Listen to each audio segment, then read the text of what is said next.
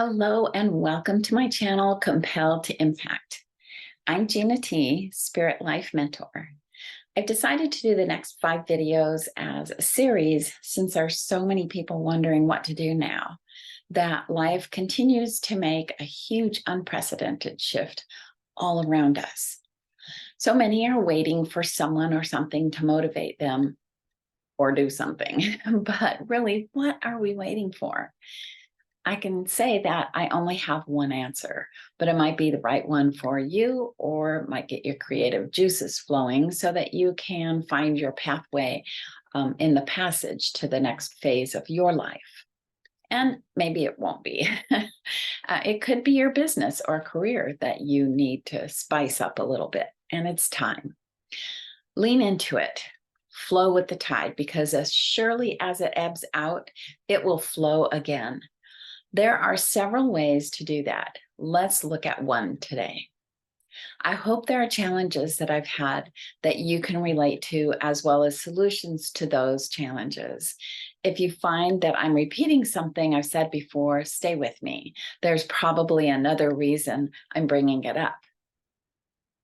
On another note, most people who have been successful getting through life have also been through shift shows, I guess, have made mistakes and have overcome at a cost no one else will ever know.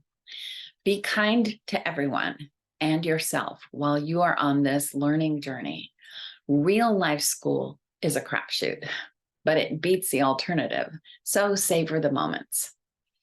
Most of what we do as humans is anticipate what's next, whether it's good or bad.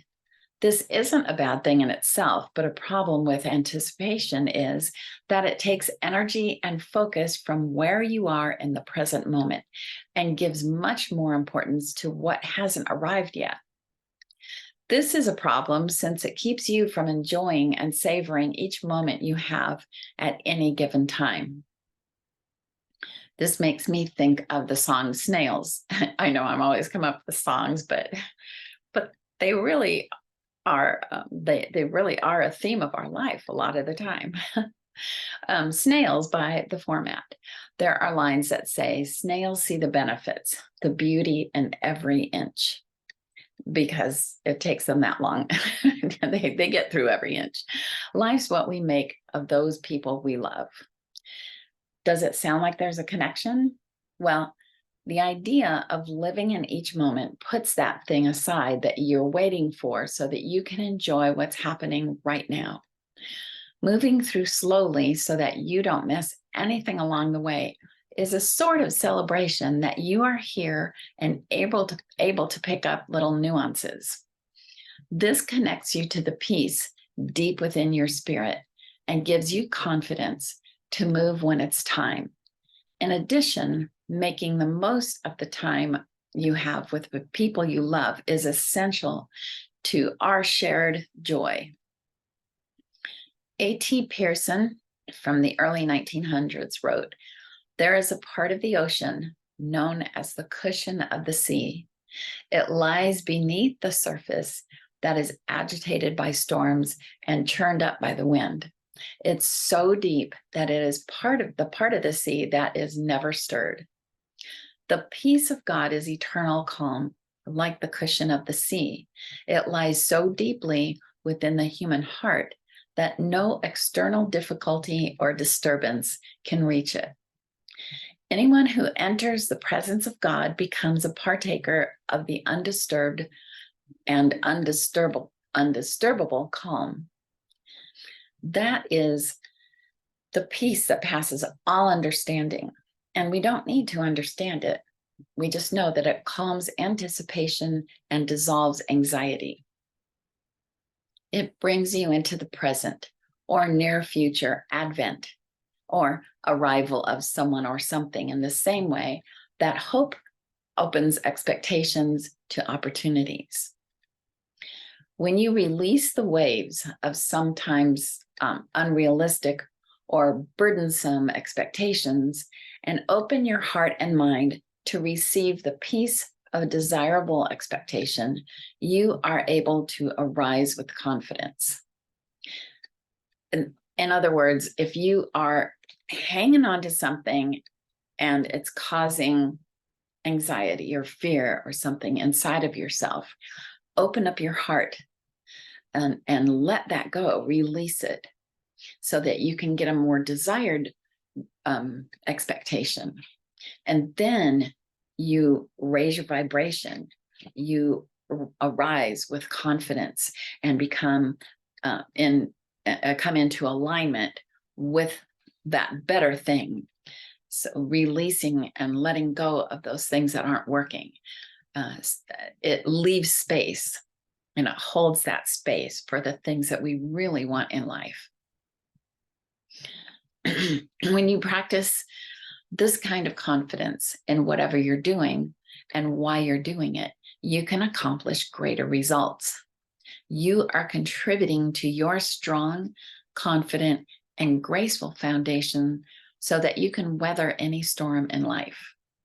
You are allowing those things that don't belong to you to slough off, so that you'll begin to clearly see and reclaim the masterpiece of who you are meant to be.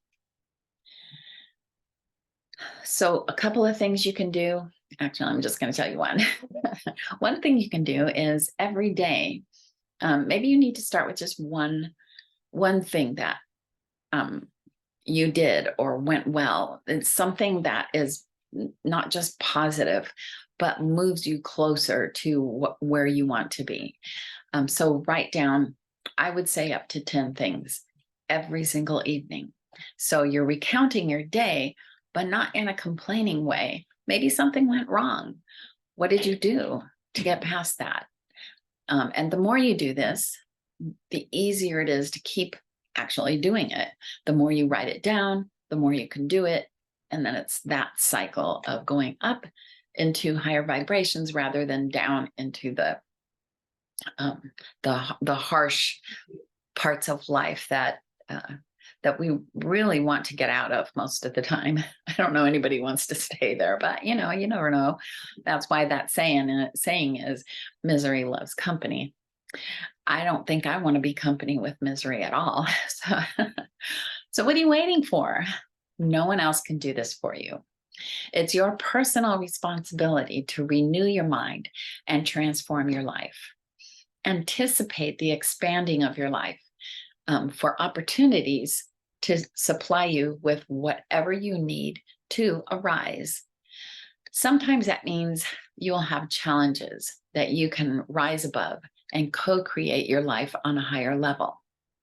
In any case, live excellently above the norm of mediocrity, so that as shift happens, you have an anchor to keep you standing. Then those people who you love will also be strengthened.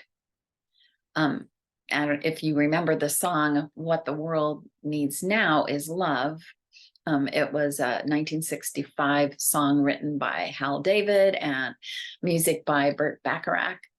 And the first person to sing it was Jackie DeShannon. It's a really sweet song. I'd say go listen to it.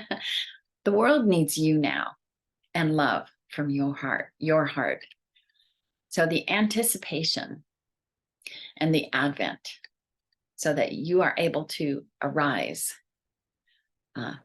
can start right now. What are you waiting for? I appreciate you for listening to my channel, for subscribing and sharing and interacting when you can. Keep seeking, learning, and stay open to possibilities of grace, compassion, and love. And of course, as always, live excellently, give generously, and love lavishly. Thanks for being here. Mwah.